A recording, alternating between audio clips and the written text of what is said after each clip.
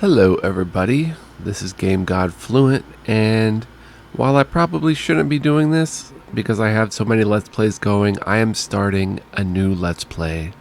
And this will be episode 1 of King Arthur, the role-playing war game. So I have the King Arthur collection here.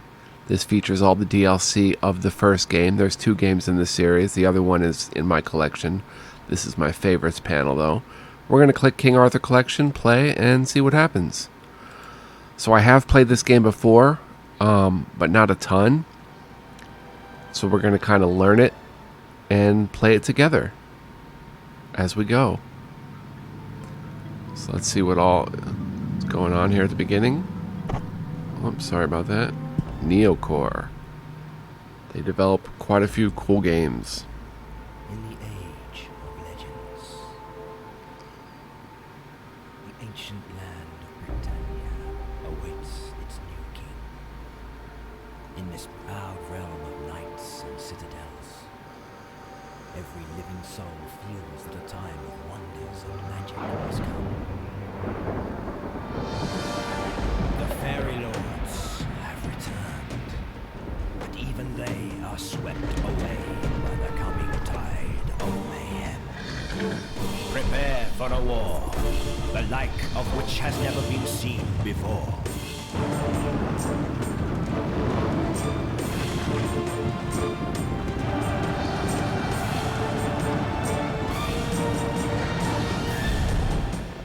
Pretty cool. Rule your destiny. The role-playing war game. Okay, so let's hit the options here. Mouse sensitivity, tooltip delay. We want show tutorials. We don't want weaker archers, at least not yet. Let's go ahead and let's go ahead and put the resolution there. Physics detail all the way up. Do I have to restart my game for that to take place?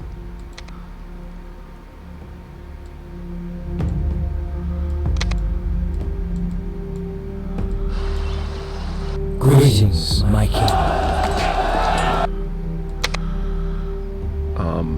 Let's go ahead and exit and restart it in 1080p.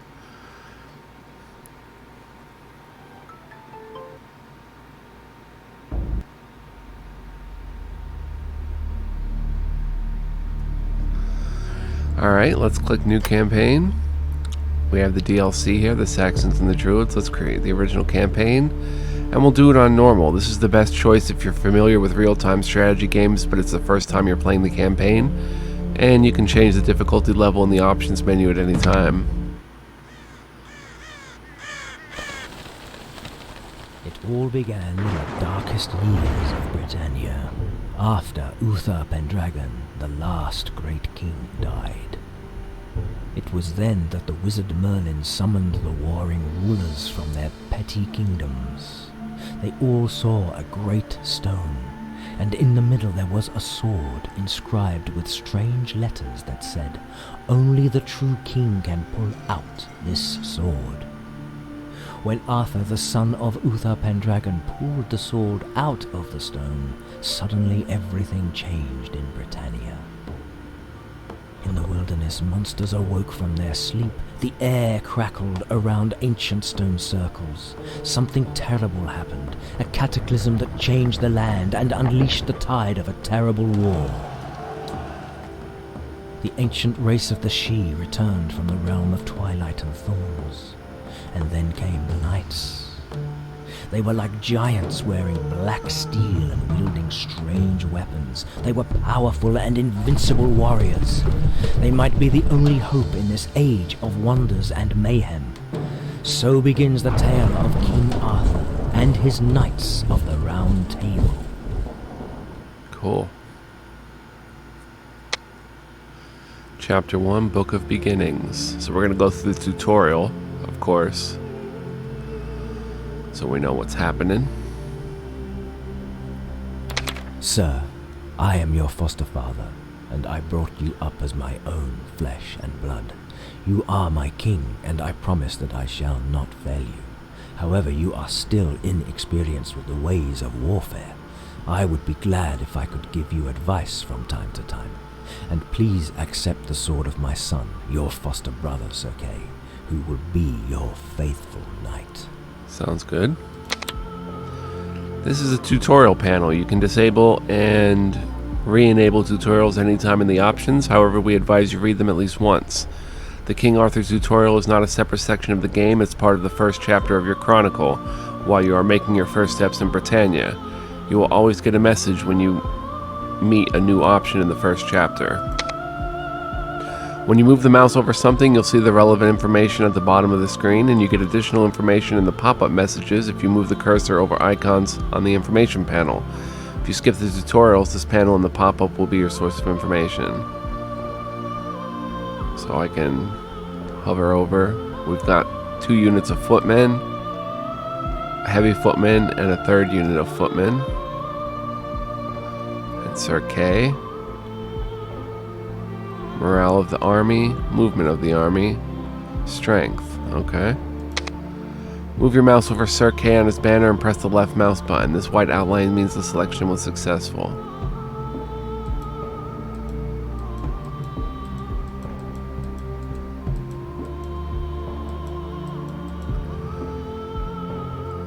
Oh, on his banner. Ready to serve.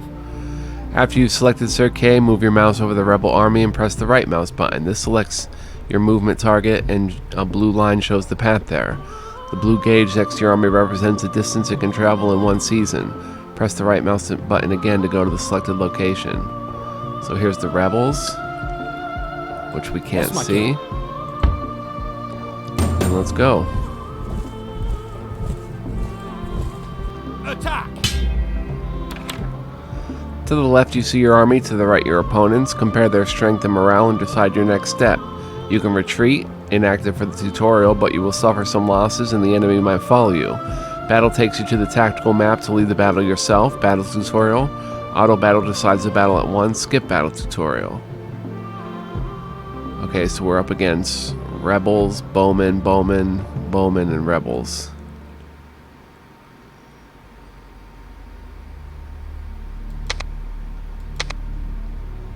What is this?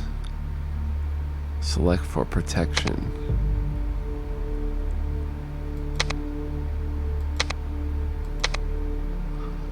No. Just looking at their stats down below. Melee 5, defense 6, archery 0, stamina 18. Footman 4, 3. Their rebels are 2 and 2, and their archer, they have good stamina though, 30. And their archers have an 8. So we can see we out-strengthen them. The strength of the army in relation to the strongest army in Britannia. If the slide is at its maximum, it is the strongest army in the realm.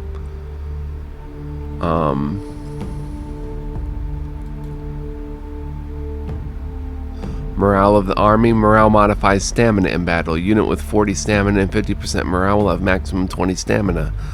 Low morale, long marches, lost battles might lead to desertion. Raise it by resting or winning battles.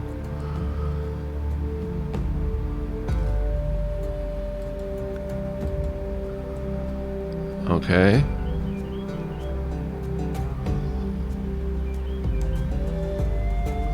Leader. The leader is the only hero whose abilities have an effect on the whole army. Alright, let's get into the tutorial. Light infantry units can't stop the heavy infantry on open ground. Heavy infantry units, on the other hand, face heavy losses in the woods or in the swamp. Good to know. Your first task is to defeat the rebels who won't accept you as their king. They have burned down the village and set up their camp around the old keep.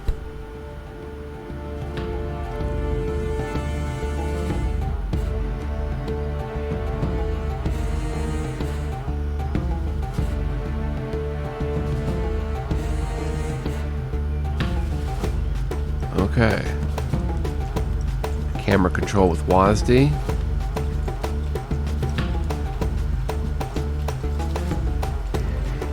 Infantry. Footman. Infantry. Footman. Infantry. Footman. Infantry. Heavy footman. Where's our... Don't we have any bowmen? We have no bowmen. Infantry. Sir K. Okay, so everybody gets selected. Lead your units to the ford.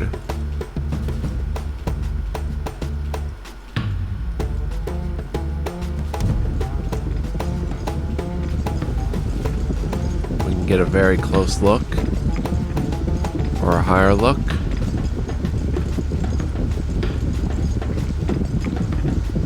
Game speed.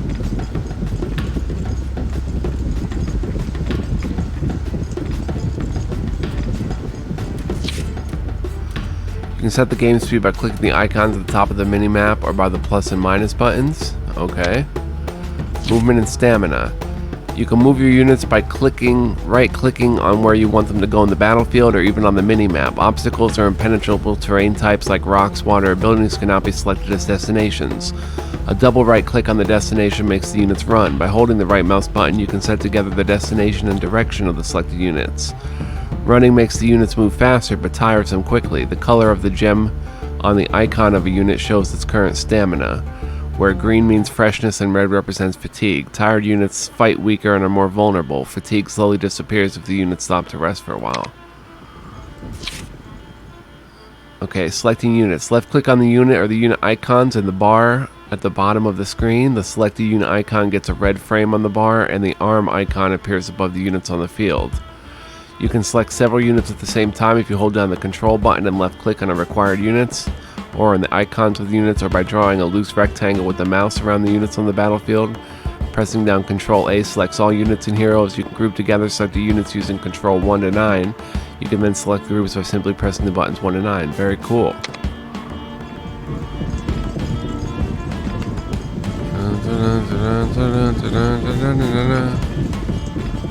There's Sir K right there.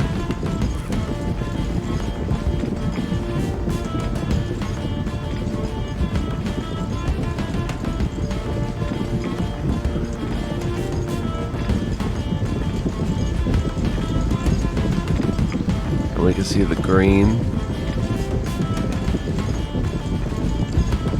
Where's the game speed? One time.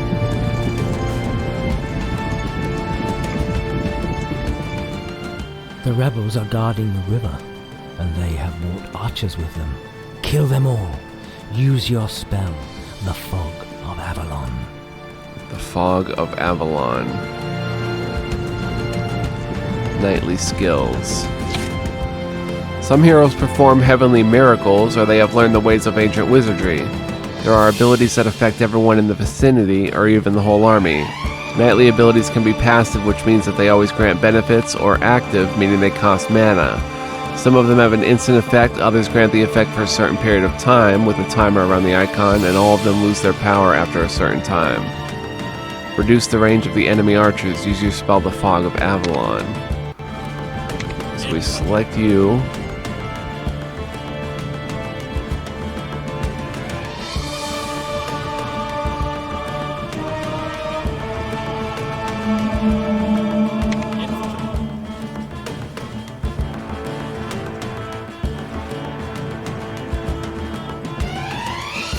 Okay, let's go.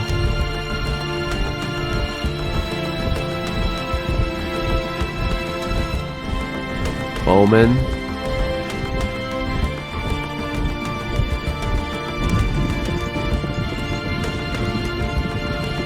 Alright, these footmen. Let's get up here first.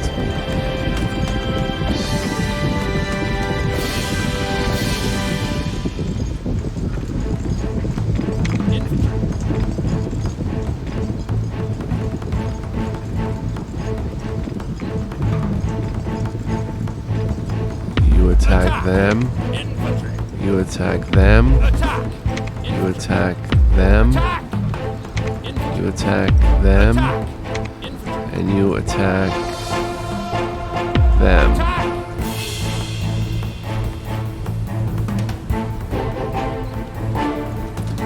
Let's pause, actually. Infantry.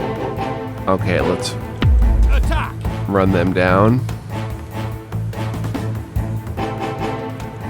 Wait, this unit here. Infantry. Run them down. Attack! This unit. Run them down. Attack! This unit. Run Attack! them down.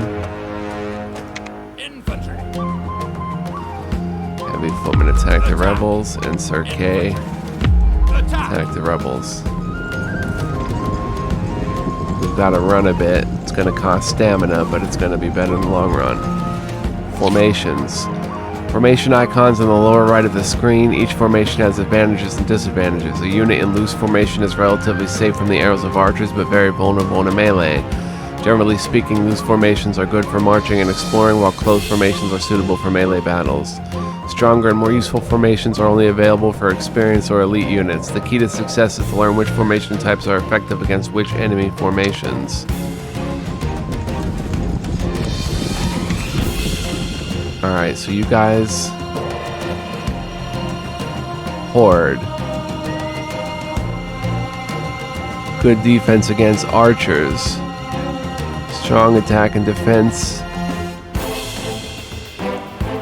Melee bonus. Or I can't read that, it's too small. Hold on. Defense against archers, small defense, charge movement fast. Alright, so you guys Infantry. I want in a horde. You guys I want in a horde.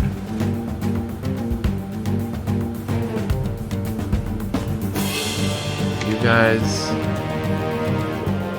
wedge. Very high melee bonus for the units in the edges. Weak defense against archers. Okay. Use your regular formation. Oh, I left the unit behind.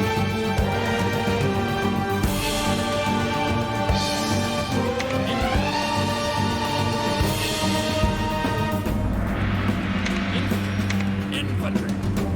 Infantry. Oh, Sir K is the heavy footman's unit. Okay. Infantry. Want you in a horde? Infantry. Infantry. I said I want you in a horde. Infantry. Infantry.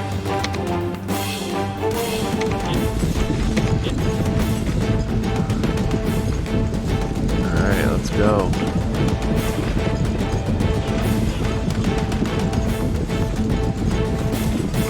This unit behind is kind of sketchy.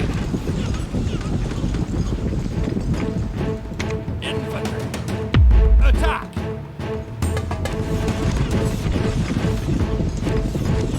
Infantry. Attack! Infantry. Attack! Infantry. Attack!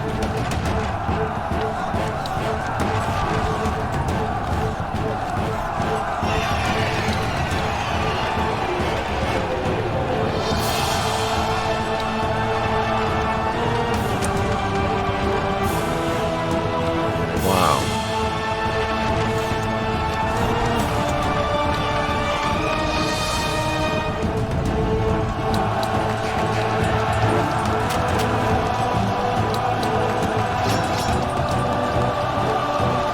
They're already in battle, so we can't change the formation.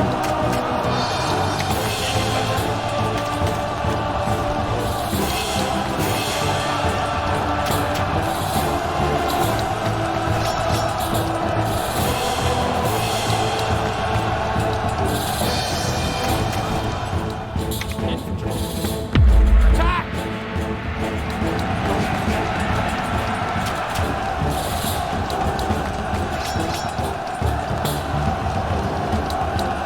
See some of the gruesome battling.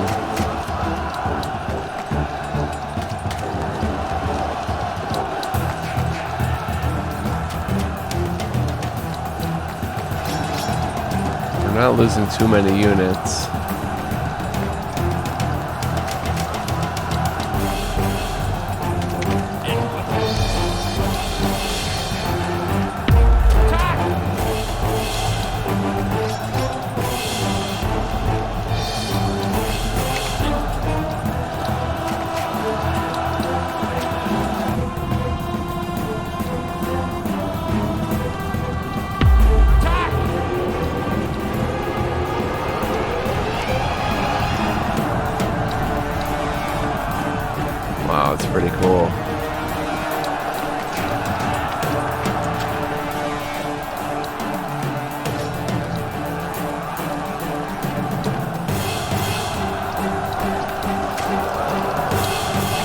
many of them left.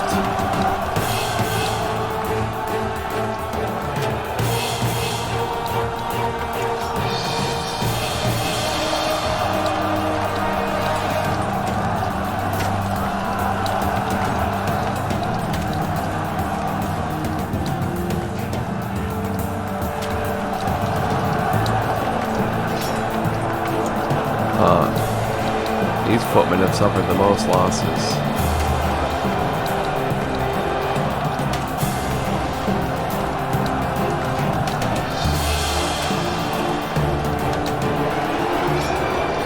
For some reason, this company is hard to kill.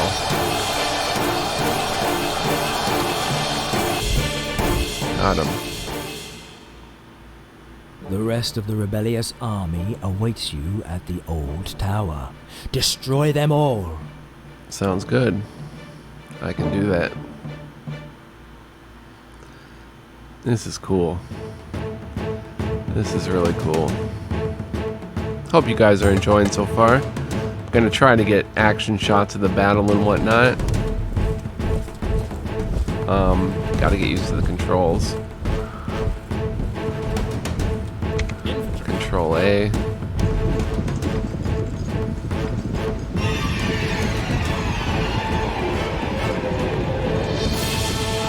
Rebels.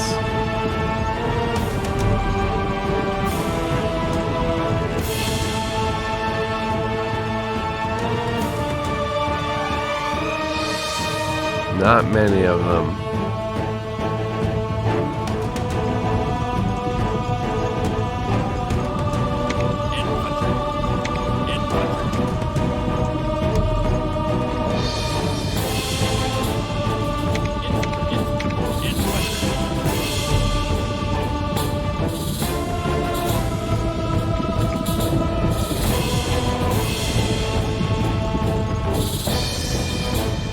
Speed up a little bit.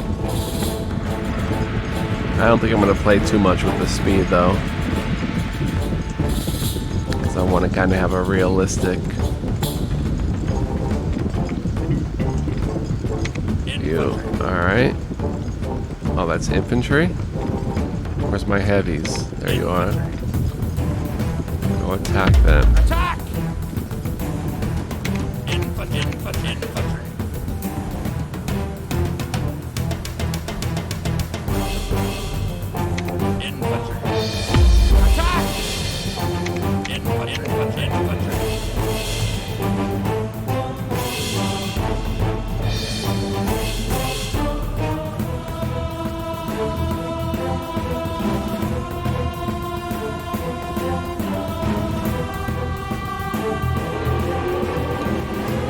Hide and ambush. Forests are one of the special terrain types where your units can hide. Hiding units don't appear on the minimap and their flag is also hidden, although the sharp-eyed observers it's still possible to locate them on the battleground. You can see the unit's icon whether it's hidden or not. A special marker appears on the unit icon. Hiding units can ambush the approaching enemy if the opposing forces get close to them, and during ambushes they get significant bonuses for their attack ratings. At least 1 minute hiding is required.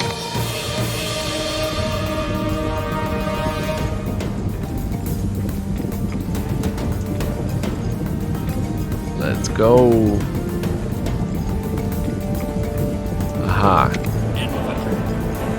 Attack! Oh. Attack!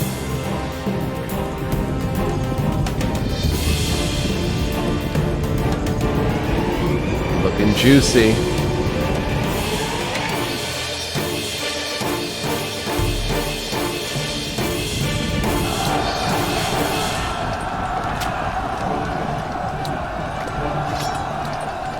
I sent my other unit through. Let's go attack on the left.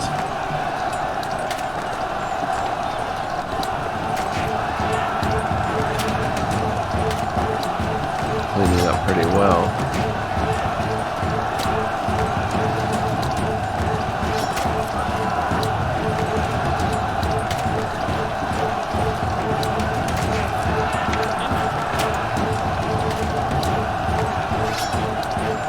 So they have to be able to move. They can't morph through their own units. You have to have a lane for them to get through. So that's pretty interesting.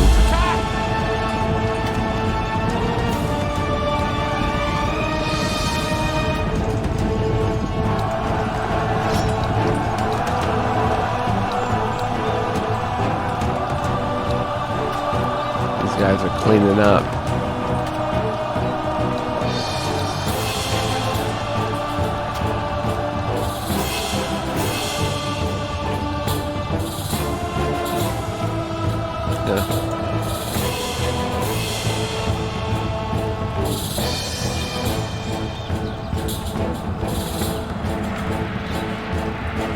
Awesome.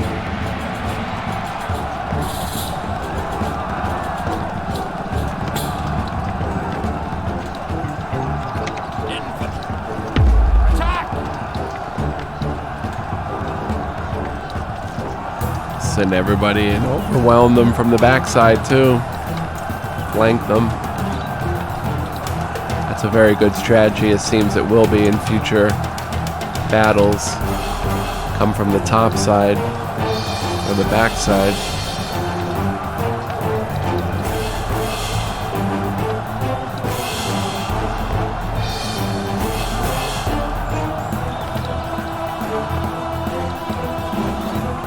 Eight rebels, 7 rebels.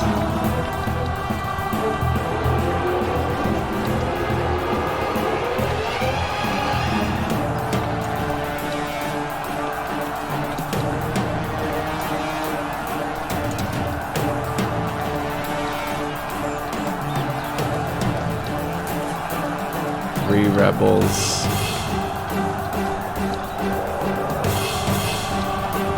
There we go. Tab shows who's left and who's still fighting, or who's on which side.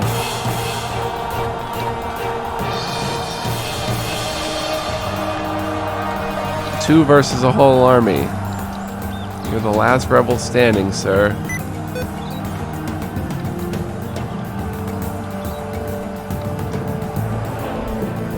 Got him.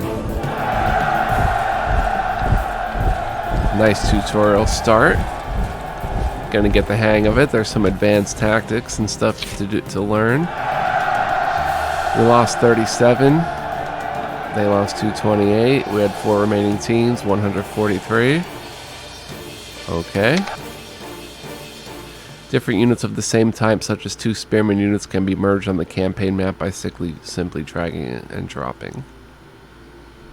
So I can see we're going to have a lot of tactical fun with this.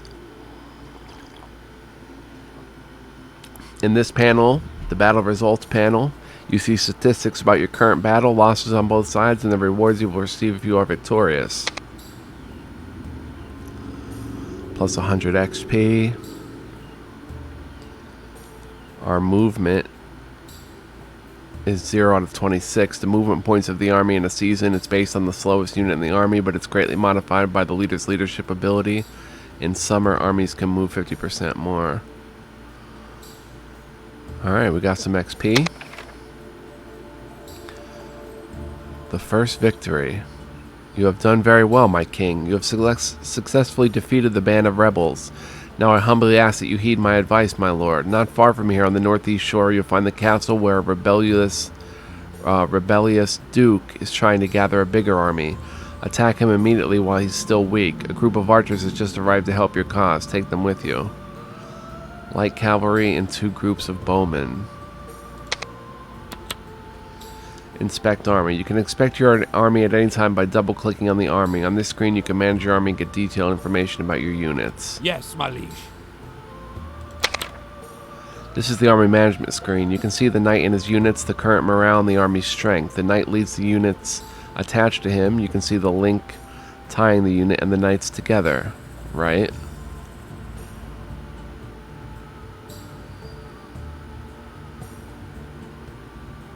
The unit and the knight together. Okay, you can switch this unit by drag and drop. Double clicking on any unit opens a detailed information panel. Ooh, every knight has 5 abilities on the right side of the portrait, and each of them has 20 levels. You can allocate 1 point between the 5 abilities when the knight advances a level. Below the abilities are displayed the 3 icons of the subscreens of Night Screen, Skills, General, and Artifact. Class skills, general skills. We have no skill points. He's a warlord. Warlords are natural born leaders. They are masterful strategists and prefer tactics over raw combat skills. Faster movements on harder terrain types on the campaign map if he is the army leader. We can see their stats here. Leadership 5+1. The charisma of the hero grants him a higher reputation in the heart of his soldiers.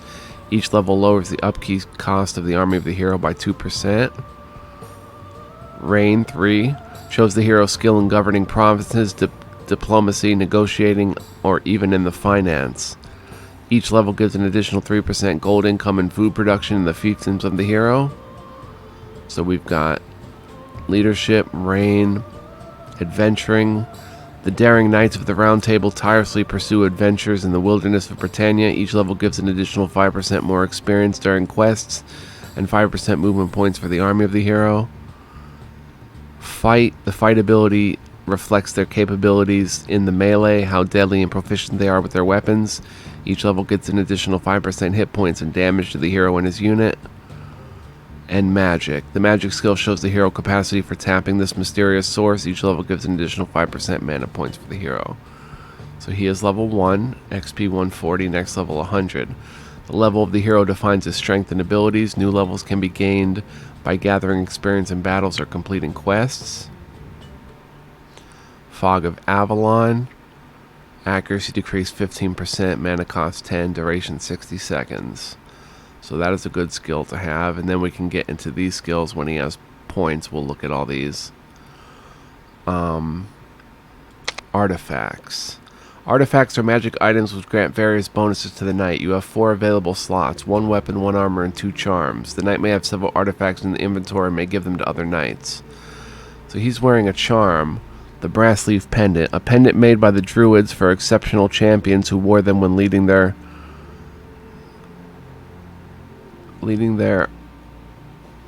armies into battle. +1 leadership charm for 3,000 gold.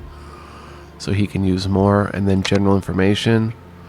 The general subscreen shows several characteristics of the knight, traits, advantages and disadvantages, loyalty and morality.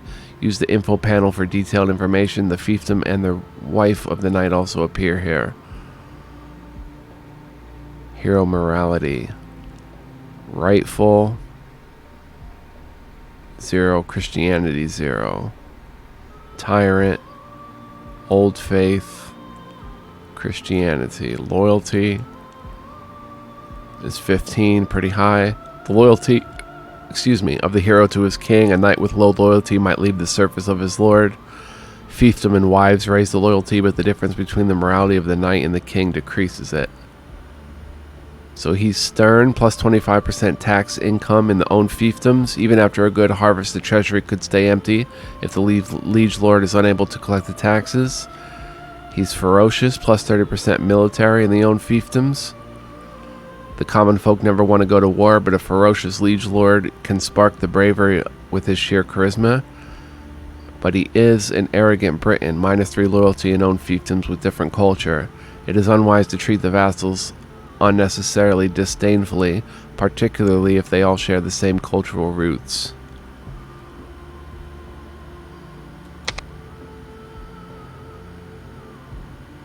Alright. Cloud of Arrows, Healing, Victorious Army, Wisdom. We can't use any of them yet. Or do we own these? No. Not yet. Alright, let's look at his heavy footman. Unit screen. The portrait of the unit shows the arm, level, and number of the soldiers, and the most important battle statistics and the upkeep cost appear below. Every unit has 5 general abilities where you can allocate 1 point up to 4 when you level up. At the bottom of the screen, the skills of the unit are shown. You can choose a new skill on reaching level 5 and level 10. Some units have basic skills. So they have Wedge, Horde, and Close Array.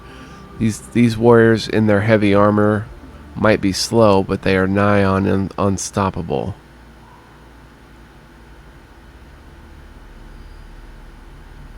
Do they have any points to spend? Available points 0, okay. But they can get defense, melee, stamina, and devotion, which we'll get into when they have points. We'll check all that out.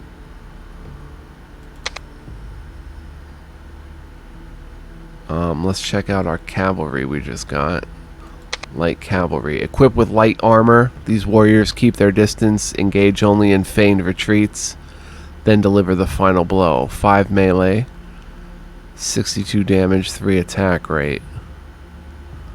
The attack traits in a melee, how efficiently the unit fights in close combat. Damage, the amount of damage the unit deals in close combat. Attack rate shows how often a unit can strike blows with their melee weapons. It is measured in seconds, so the smaller the number, the more often the unit attacks.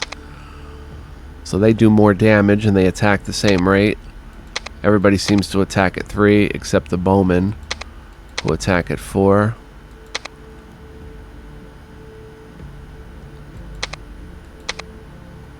They also have skills, the light cavalry. HP. Defense, a defense trait of the unit melee. HP, the hit points mark the overall health of the soldiers in the unit. If it's reduced to 0, the unit's destroyed.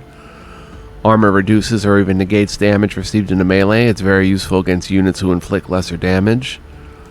Range defense, protects against all non-magical missile attacks by reducing the damage suffered. And resistance is an overall defense against non-magical attacks. It reduces all incoming physical damage by a given percentage. Thus, it's most useful against high damage enemies. Okay, and this is their upkeep, I suppose. The amount of gold that you pay for the army this season, 59, and food for the army this season. And they have 1 point in melee, which gives 5% damage. With this ability, you can raise the amount of damage the unit will inflict.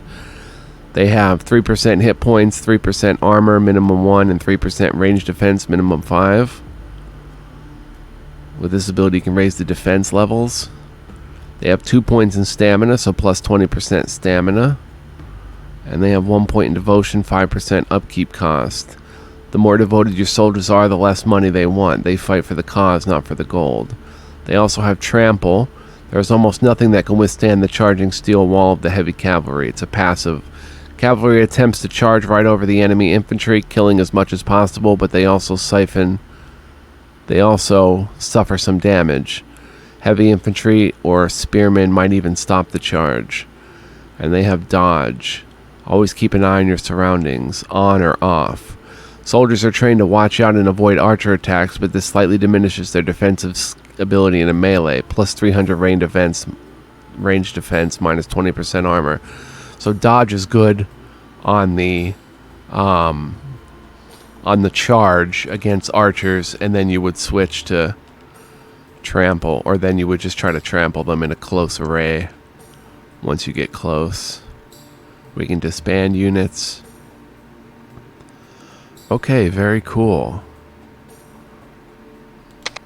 Army screen. This is the army management screen. You can see the knight and his units, their current morale, and the army's strength. The knight leads units attached to him. Okay, we saw that. What about our bowmen? They have low HP, no armor, no range defense, and little resistance. But they do 400 damage with archery. Their attack rate is 6, so normally that'd be 200 damage every 3 seconds. Their accuracy is 50. Interesting.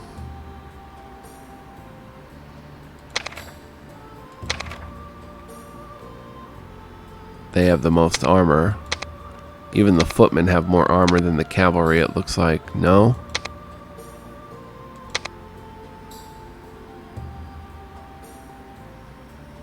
That looks like an 8, but it could be a 5. No, it's an 8. Okay. Alright, so I'm going to save here. Up here we have 6,000 gold. The basic resource that you'll need to buy new units, structures, and upgrades. Gold flows in during the winter taxation period and in every seasons from the trade and mine income of the provinces. 10,000 food. You'll need food to upkeep your armies and boost the growth of the population in provinces. Provinces also produce food to sustain their own needs, but a bad harvest can lead to riots when only the royal reserves can help the starving population. It's turn 1 in spring. Seasons change. Chronicle. The Chronicles. Here you can read about the true and genuine story of your achievements and the takes of the people and bards about the legendary adventures of the Knights of the Round Table. We will do that next time. This ends turn. Okay. Alright, so lots to dig into in this game. So much. And it's so good. I hope you'll join me for this Let's Play. We're going to have a lot of fun. Going to try to update it frequently. Sticking to one video a day for now. Not just of this game, but one video in general.